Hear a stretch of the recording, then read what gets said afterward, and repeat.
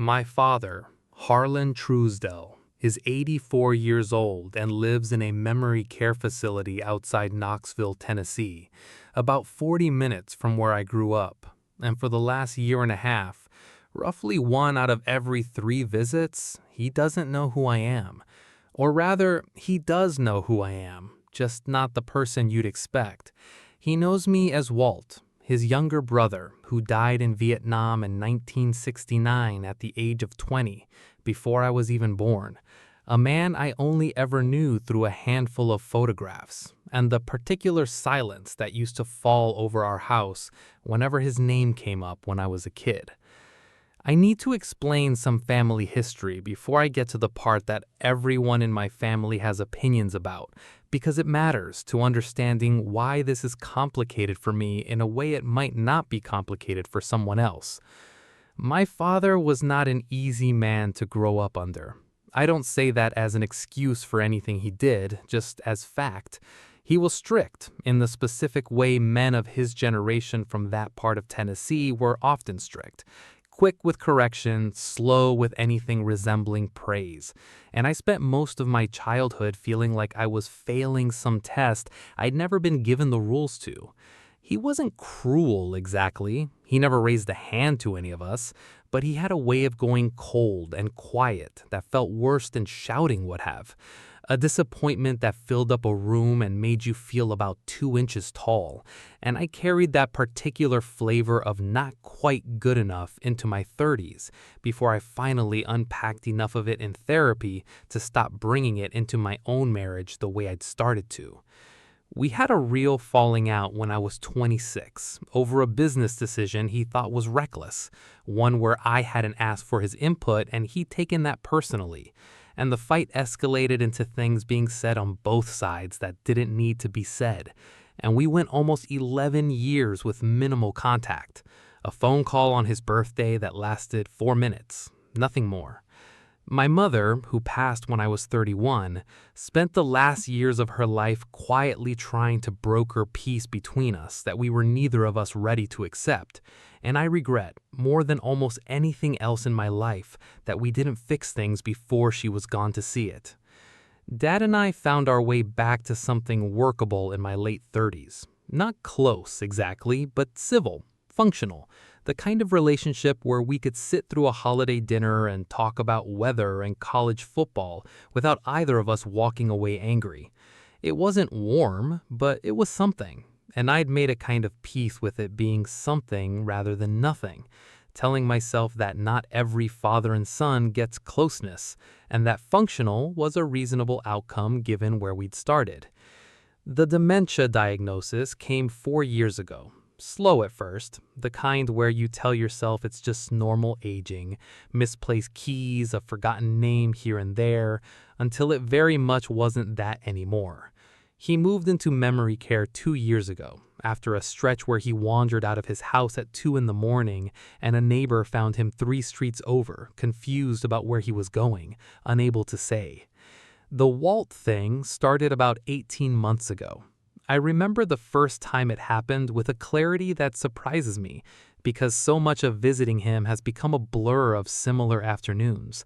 I walked into his room, and he looked up from his chair by the window, and his whole face changed, lit up in a way I do not think I had ever, in my entire childhood, seen my father's face light up for me. And he said, "Walt, damn, it's good to see you. I thought you were still overseas," and reached out both hands toward me like he wanted to pull me into a hug from his seated position. I want to tell you what I did, because this is the part people have the most opinions about. I did not correct him. I sat down, took his hands, and let him call me Walt for the next 40 minutes, and I answered to it. And I asked him questions about things Walt would have known, using details I remembered from old family stories. And my father talked to me, or rather talked to Walt, with more open, easy affection than he had shown me directly in nearly 40 years of being his actual son. I drove home that day and sat in my car in my own driveway for almost 20 minutes before I could bring myself to go inside, because I didn't fully know what I just felt. Some of it was grief, for the version of a relationship with my own father that I had apparently never gotten to have and might never get to have, not really, not as myself. But some of it, and this is the part that's hard to admit, was something close to relief. Because for 40 minutes, I had gotten to sit across from my father and be looked at with unguarded warmth, even if the price of admission was pretending to be a dead man I'd never met. I've gone back for more of those visits over the last year and a half, and I've started, more and more, letting the Walt visits happen rather than fighting them.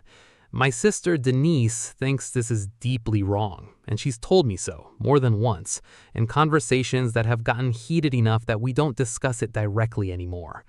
Her argument is that I'm lying to a vulnerable old man, that real love means gently reorienting him to reality, even when reality is confusing or sad for him, that the facility's own memory care specialists generally recommend a middle path, not aggressively correcting a dementia patient's confusion, since that can cause real distress, but also not actively performing a role, which she says is what I'm doing. Actively performing, putting on a costume of someone I'm not to get an emotional payoff I'm not entitled to.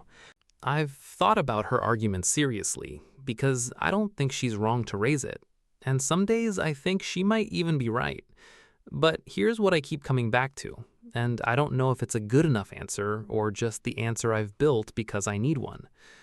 On the days my father knows I'm his son, actual me, the visits are still mostly what they always were. Polite, a little stiff, weather and old friends and questions about my kids that feel more like items being checked off a list than genuine curiosity. He is glad to see me in the way you're glad to see someone you're supposed to be glad to see. It is not unkind. It has just never in my whole life been warm. And dementia hasn't changed that particular groove in him. If anything, it's worn it deeper. Because the parts of a personality that you rode last in this disease tend to be the oldest, most practiced patterns. And my father's oldest, most practiced pattern with me was a kind of careful, guarded distance. But on the Walt days, I get something I have never once gotten from him as myself, not once in 41 years. He reaches for my hands without hesitation. He tells me he's proud of me, proud of Walt, for things Walt apparently did. Coming home in one piece from basic training, standing up to their own father over some old disagreement I've never fully understood. He tells Walt he loves him, plainly, easily, 3 or 4 times over the course of an hour sometimes. A sentence I can count on one hand the number of times I've heard directed at me across my entire life. I've started to understand that what I'm doing on those visits isn't really about deceiving my father. I don't think at this stage of his disease that the concept of deception even fully applies the way it would with someone whose reality testing is intact. What I'm actually doing, I think, is letting myself receive, secondhand, filtered through a dead man's name, a version of paternal love that the real, cognitively intact version of my father was never able to give me directly, for reasons I'll never fully understand, and that died with whatever hardened him decades before I was even born. I asked the memory care director about this once, a thoughtful woman named Priscilla who's worked in dementia care for over 20 years, whether what I was doing was harmful to him. And she told me something that stuck with me since, which is that in her experience, meeting a patient in whatever reality they're currently occupying, rather than repeatedly dragging them back into the present moment that confuses or upsets them, is very often the kinder path. As long as you're not actively introducing new confusion or false information he'll later act on in a dangerous way. She said the goal isn't truth for truth's sake anymore, at this stage. The goal is his peace, in whatever version of time he's currently living in. I've held on to that, some days more successfully than others, as something close to permission. I haven't told my father, obviously, in any lucid moment that I've been letting him call me Walt. There's no clean way to raise that conversation, and I'm not sure what purpose it would serve even if there were.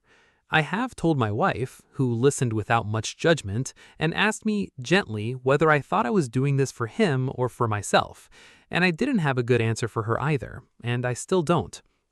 Denise stopped visiting as often over the past year, and I think part of it is that she can't stomach watching the Walt visits happen, Can't stand watching our father express, to a version of a dead uncle, an ease he never once extended to either of us as his actual living children.